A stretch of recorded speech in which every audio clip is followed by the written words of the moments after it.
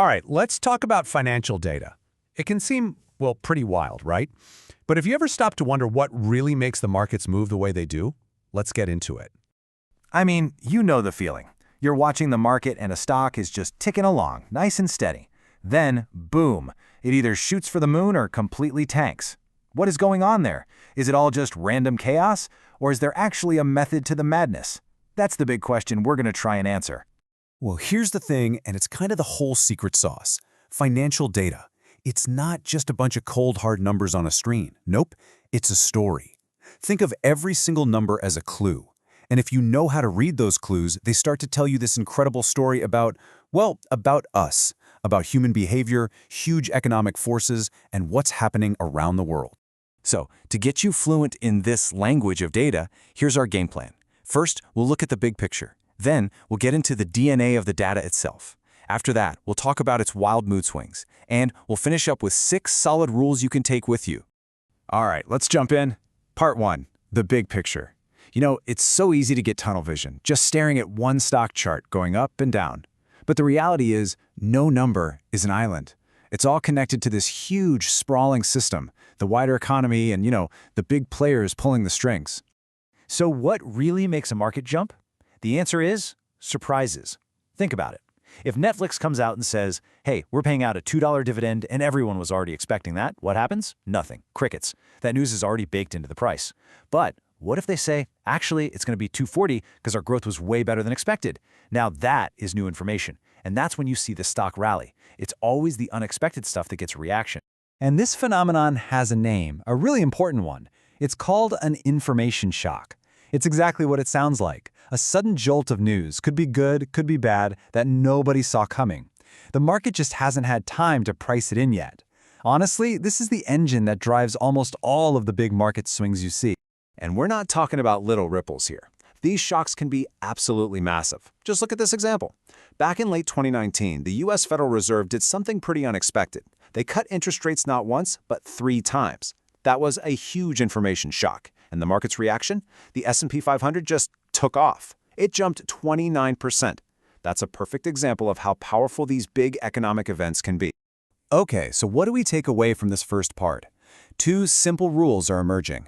Rule number 1, context is king. You have to look at the whole board, the wider economy. And rule number 2, keep your eyes on the big events, especially what the central banks are doing. These are basically the major plot twists in the story the data is telling us. Okay, moving on to part 2, your data's DNA. And I love this analogy because just like in a crime scene investigation, the source of your evidence, where it came from, well, it's everything. Not all data is born equal, and its origin story tells you almost everything you need to know about how much you can trust it. So, broadly speaking, there are 2 main types of market data. First, you've got trade data. This is the what happened report. It's a record of every single trade that actually went through. But then you have quote data, and honestly, this stuff is way more powerful. It's the what could happen report. It shows you every single bid to buy and every single offer to sell out there. It's not just the final score, it's the entire playing field of supply and demand. And all this talk about supply and demand leads us straight to a super important concept, liquidity. All it means is, how easy is it to buy or sell something? If a market is highly liquid, you can trade a lot of it fast without messing up the price. That's a sign of a really healthy, robust market. High liquidity is what you want to see. And to understand an illiquid market, here's a perfect real-world picture. Think about a street with a bunch of empty storefronts.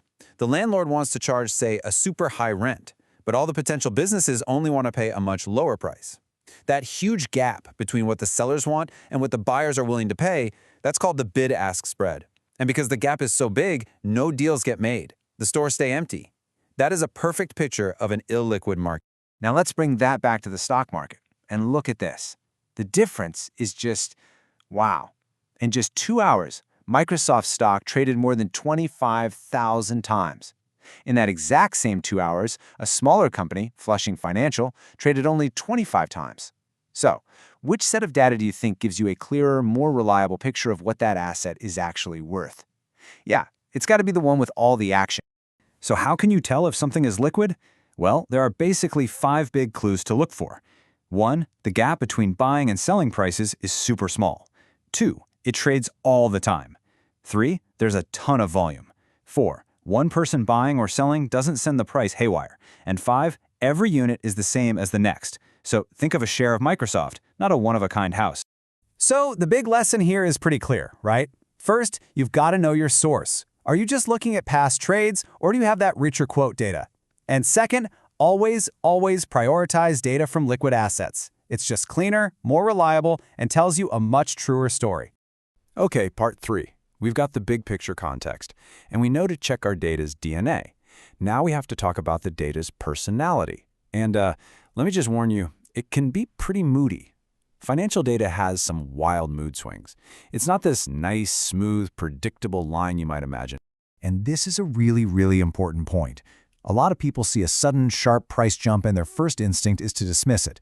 Oh, that's just an outlier, it's a mistake in the data, just ignore it. No, that's wrong. Those jumps are the market. They're not bugs, they're features.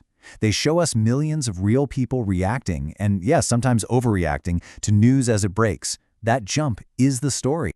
On top of that, not all data lives life in the same gear. You've got data in the absolute fast lane. Think of cryptocurrency markets. Their order books can spit out millions of new data points every single day. But then you have data in the slow lane, like some corporate bonds that might only trade a few times in an entire year. It's a massive difference in speed. So that creates a pretty obvious problem, doesn't it? How on earth are you supposed to compare those two things? How can you analyze anything when one dataset is like a fire hose blasting you in the face and the other is a slow, dripping faucet? Well, the answer is actually really simple and kind of beautiful. You just have to match your data's speed to the time frame of the question you're asking. If you're a high-frequency trader trying to make money in microseconds, yeah, you need that fire hose. But if you're a pension fund manager thinking about the next 20 years, you look at the slow drip. It's about using the right tool for the job. You wouldn't use a microscope to look at a mountain, right?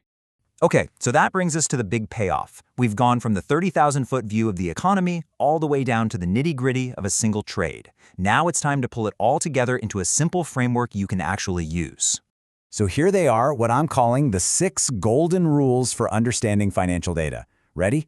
Number 1, context is king. 2, events matter. 3, know your source. 4, expect the jumps. 5, mind the frequency. And number 6, maybe the most important, liquidity is key. Seriously, if you can keep these 6 things in your head, you'll start to see the real story behind the numbers. Because at the end of the day, that's what this is all about. A spreadsheet is just a grid of numbers. It's totally meaningless on its own. The magic happens when you start asking the right questions. Questions like, wait, why did that number just jump? Can I actually trust this data? What's happening in the world that could be causing this? That's where the real insights are hiding. So I'll leave you with one last thing to chew on. We live in a world where AI and algorithms are getting insanely good at crunching the numbers, faster than any human ever could. So looking at our 6 rules, which of them do you think will matter the most in that future? Which one is the most human? You know, my money's on context is king, but I'm curious what you think. Thanks for tuning in.